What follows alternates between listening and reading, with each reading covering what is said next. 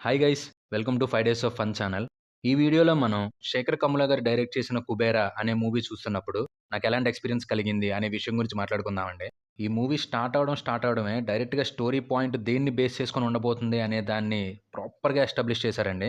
Main పాయింట్‌ని establish చేసిన తర్వాత ఆ పాయింట్‌కి కనెక్ట్ అయ్యి ఉన్న ప్రతి క్యారెక్టర్‌ని మనం రూట్ అయ్యేలాగా రియాలిటీకి చాలా దగ్గరగా మనకు చూపించుకుంటా వస్తారు. ఇంకా క్యారెక్టర్స్ అన్నీ కూడా ఎస్టాబ్లిష్‌మెంట్ అయిపోయిన తర్వాత ఆ క్యారెక్టర్స్ అన్నీ మెయిన్ పాయింట్‌కి ఎలా కనెక్ట్ అయ్యి ఉన్నాయి అనే ప్రాసెస్‌ని కూడా చాలా వరకు రీసెర్చ్ చేసే మనకు ప్రెజెంట్ చేశారేమో అనిపించింది. అంత రియలిస్టిక్‌గా చూపించారు.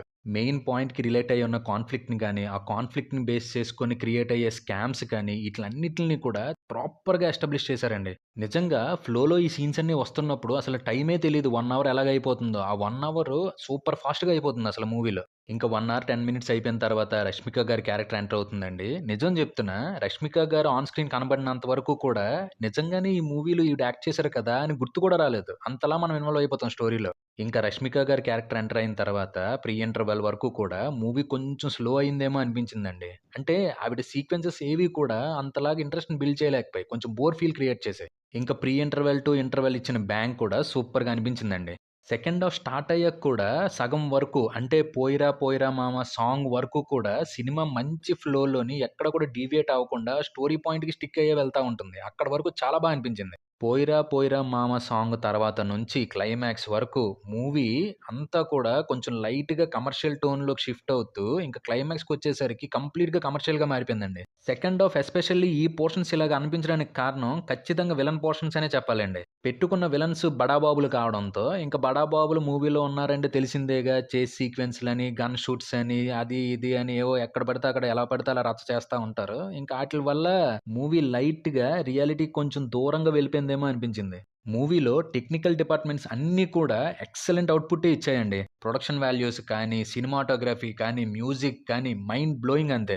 మూవీలో 'పోయిరా పోయిరా మామ' తప్ప ఏ సాంగు కూడన్నా ఫోర్స్‌ఫుల్‌గా ప్లేస్ చేసినట్టు అనిపించదు.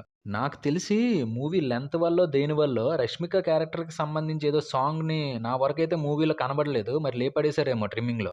మూవీలో యాక్టర్స్ అందరూ కూడా మెంటల్ మాస్ పెర్ఫార్మన్సెసే ఇచ్చారండి. స్పెషల్‌గా మాత్రం ఖచ్చితంగా 'ధనుష్' గారిని మనం అభినందించే తీరాలండి.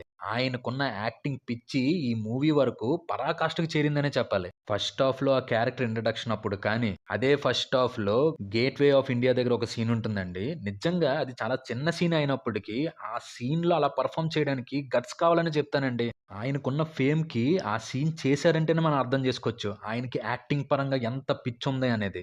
'ధనుష్' గారు ఆల్రెడీ ప్రూవ్డ్ యాక్టరే. కానీ ఆయన ఇప్పటికి కూడా మంచి పాత్రలొస్తే ఆ దాంట్లో ఆళ్ళెలా పెర్ఫార్మ్ చేయగలరు అనేది వాళ్ళకి వాళ్ళు ఛాలెంజ్ చేసుకొని చేస్తారు చూడండి. అది అసలు మామూలు విషయం కాదు. ఇంకా 'నాగార్జున' గారి విషయానికొస్తే ఆయన క్యారెక్టర్ పరంగా మూవీలో చాలా వేరియేషన్స్ ఉంటాయి. అంటే లైక్ ఆయనలో ఆయన మదన పడుతూ, తపన పడుతూ ఏమీ చేయలేని సిట్యుయేషన్స్ అన్నట్టు ఇలాంటివన్నీ కూడా కొన్ని కొన్ని సీన్స్‌లో ఎంత పెర్ఫార్మ్ చేశారంటే అసల మామూలుగా అనిపించవు ఆ సీన్స్ అన్నీ గూడా. ఇంకా 'రష్మిక' గారి క్యారెక్టర్ విషయానికొస్తే నిజం చెప్పాలంటే అండి ఫస్ట్ హాఫ్‌లో ఆ క్యారెక్టర్ ఇంట్రొడ్యూస్ అయిన తర్వాత ఏంటి ఈ క్యారెక్టర్ ఇంత చిరాకుగా ఉందా అనిపించింది గానీ, సెకండ్ హాఫ్ మొత్తానికి బిగ్గెస్ట్ రిలీఫ్ పాయింట్ ఈవిడే అనే చెప్పాలండి. 'రష్మిక' గారి క్యారెక్టర్‌కి, 'ధనుష్' గారి క్యారెక్టర్‌కి మధ్య వచ్చే సీక్వెన్సెస్ అన్నీ కూడా ఎంత బావుంటాయంటే, పవర్ ప్యాక్డ్ సీక్వెన్సెస్ అన్నిట్లికి వచ్చే మధ్యలో ఒక బ్రీతింగ్ స్పేస్‌లా ఉంటాయన్నమాట. చాలా హాయిగా అనిపిస్తాయి. సరదాగా నవ్వుకుంటాం, చూసి ఎంజాయ్ చేస్తాం. ఆ క్యారెక్టర్స్ మధ్య ఇన్నోసెన్స్‌ని మనం ఫీల్ అవుతాం. ఇలా చాలా రకాలుగా ఎక్స్‌పీరియన్స్ క్రియేట్ అవుతది మనకి. మూవీలో విలన్ క్యారెక్టర్స్ కూడా చాలా స్ట్రాంగ్‌గా ఉంటాయి. నిజంగా ఆ క్యారెక్టర్స్‌లో యాక్ట్ చేసిన వాళ్ళు చాలా పవర్‌ఫుల్‌గా ఉన్నారేంట్రా బాబు! ఇలా అనిపించేలాగే పెర్ఫార్మ్ చేశారు. ఎక్కడ కూడా తగ్గలేదు అసలు యాక్టింగ్ పరంగా. ఇంకా రైటర్, డైరెక్టర్ అయిన శేఖర్ కమ్ముల గారి విషయానికొస్తే, ఆయన నిజంగా సొసైటీలో ఉన్న ఒక పాయింట్‌ని బేస్ చేసుకొని కథ రాస్తే, అది ఎంత స్ట్రాంగ్‌గా ఉంటుంది అనేది మనకి 'లీడర్' మూవీతోనే ఎస్టాబ్లిష్ అయిపోయింది. ఈ మూవీలో ఆయన ఒక మెట్టెక్కి, రియల్ లైఫ్‌లో జరుగుతున్న స్కామ్స్‌కి సంబంధించి ఆయన తీసుకున్న పాయింట్ గాని, దాని చుట్టూ రాసుకున్న కథ గాని, క్యారెక్టరైజేషన్స్ కానీ అద్భుతం అండి. మూవీ మొత్తంలో ఆయన మార్క్ డైలాగ్స్ మనకు వినిపిస్తూనే ఉంటాయి. ఆయన మార్క్ సీన్స్ మనకు కనిపిస్తూనే ఉంటాయి. అసలు 75% ఆఫ్ ద మూవీని ఎక్స్‌ట్రార్డినరీగా మన ముందుకు డెలివర్ చేశారు. కానీ ఆ లాస్ట్ 25% ఆఫ్ ద మూవీయే మేబీ స్టార్ కాస్ట్‌ని పెట్టుకున్నాం కదా! అని అనుకున్నారేమో! దానివల్ల స్టోరీ కొంచెం డైల్యూట్ చేసేసి బాగా కమర్షియల్ వేలో డీల్ చేయడం వల్ల ఇంపాక్ట్ తగ్గిపోయింది. ఓవరాల్‌గా చెప్పాలి అంటే, నా వరకు మాత్రం 'శేఖర్ కమ్ల' గారి మార్క్ ఖచ్చితంగా కనిపించింది. At the same time extraordinary characterization ఉంటది. దానికి తగిన పెర్ఫార్మన్సెస్ ఉంటాయి. వాటికి తగిన సీన్స్ ఉంటాయి. అసలు ఎక్కడ కూడా ఏంట్రా ఈ టార్చర్ మాకు అన్న ఫీల్ అయితే మాత్రం 1% కూడా కలగలేదండి.